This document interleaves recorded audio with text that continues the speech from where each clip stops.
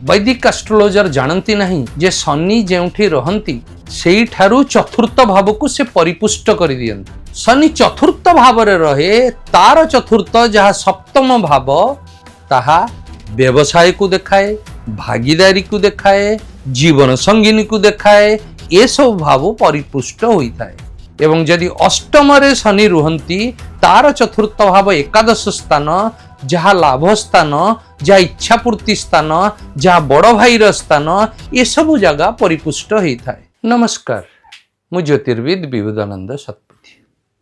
आज अध्याय रे आमे ज्योतिषर एक चमकप्रद दिग विषय आलोचना करिबा। वैदिक ज्योतिष रे शनि मंद ग्रह नाम रे नामित, तांकर धीर चलन जहा एक सुदूर प्रसारी प्रभाव पकाई थाए जनमानस रे। किंतु अधिकांश वैदिक एस्ट्रोलोजर जानती नहीं जे शनि जेउठी रहंती सेई ठारू चतुर्थ भाव को से परिपुष्ट कर दियंती। सेई ठारू चतुर्थ भाव को से यथेष्ट आलोकित और प्रभावित करिथांती शुभत्व रे। जेमिति तार कारण होउची, जदि आमे पुराण को फेरी जिबा, शनिंकर तांको मांक सहित संपर्क अति उच्च कोटीर थिला। मां को से अति भल पाउथिले, तेणु मां को भल पाउथुवा, मां को सम्मान करुथुवारु सीए तांकर चतुर्थ स्थान को परिपुष्ट करिबा को लागिले। एही आधार रे आमे विचार करिबा शनि कुंडलीर जेउ भाव रे रही थांती तार चतुर्थ भाव को से परिपुष्ट करिथांती।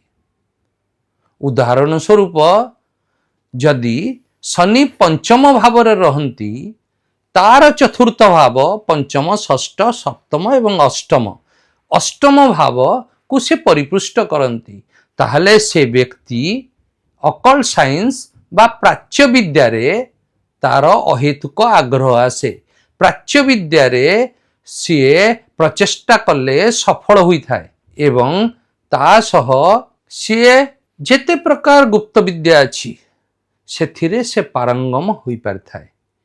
एवं पैतृक संपत्ति को नहीं यदि से कोनोसी व्यवसाय बा कैरियर करे से सफल होई थाए।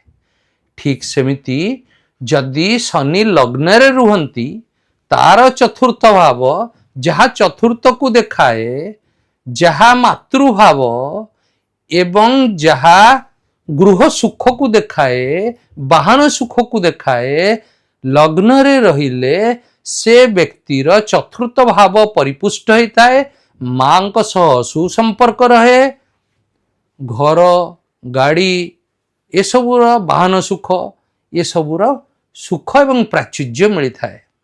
ठीक सेमिति जदि द्वितीय भाव रे शनि रहे तार चतुर्थ भाव जहा पंचम भाव को दर्शाए, सेथरे तार संतान भाव परिपुष्ट होता है, संतान को सफलता मिलता है।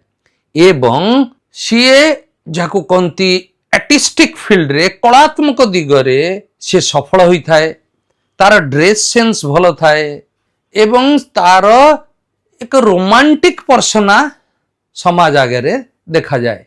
लोकों सहित तार संपर्क बड़ मधुरमय होता है।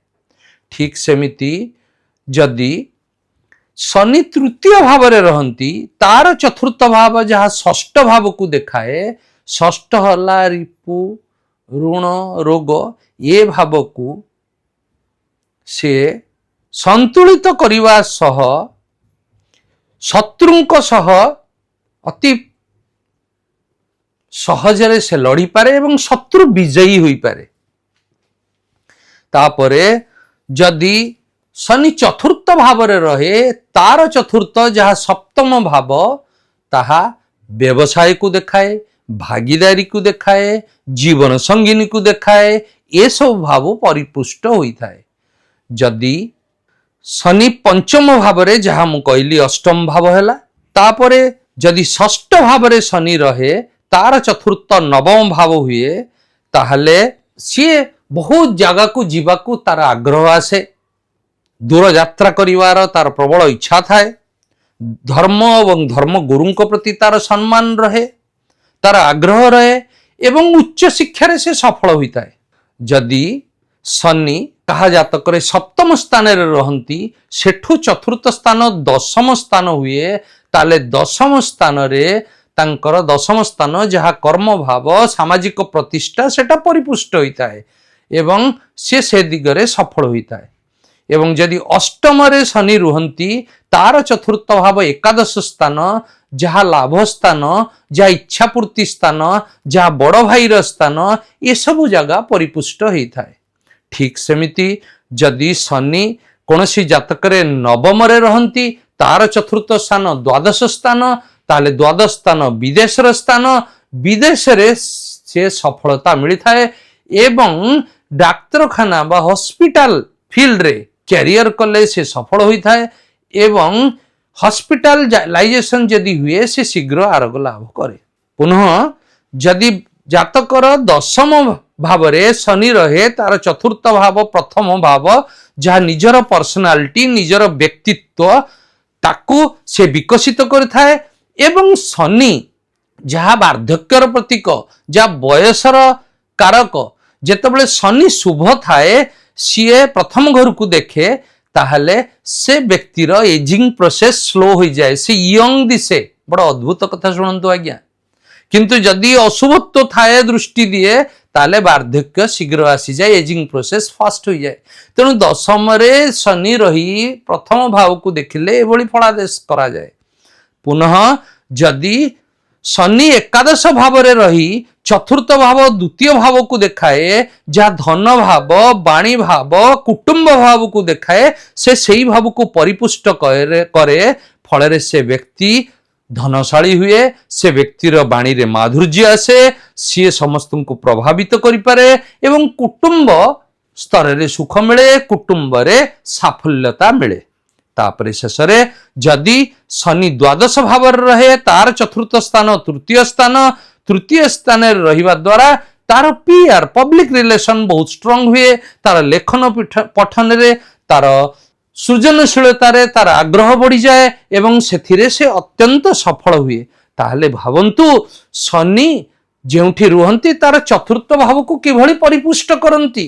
ଏହା ଏକ ବୈଦିକ ଜ୍ୟୋତିଷ ମାନଙ୍କର ବିଚାରଧାରା ଠାରୁ ଏକ ସମ୍ପୂର୍ଣ୍ଣ ବ୍ୟତିକ୍ରମ ବିଚାରଧାରା, ଯାହା ସଠିକ, ଯାହା ଅଧିକାଂଶ ଜ୍ୟୋତିଷ ଜାଣନ୍ତି ନାହିଁ। ତେବେ ମୋ ଭିଡ଼ିଓ ଯଦି ଆପଣଙ୍କୁ ଭଲ ଲାଗୁଥାଏ, ଲାଇକ୍ ସେୟାର ସବସ୍କ୍ରାଇବ କରିବେ ଆଜ୍ଞା, କମେଣ୍ଟ ମାଧ୍ୟମରେ ଜଣାଇବେ, ତାହେଲେ ମୁଁ ପୁଣି ଆହୁରି ଭିଡ଼ିଓ କରିବାକୁ ଅନୁପ୍ରାଣିତ ହେବି। ନମସ୍କାର।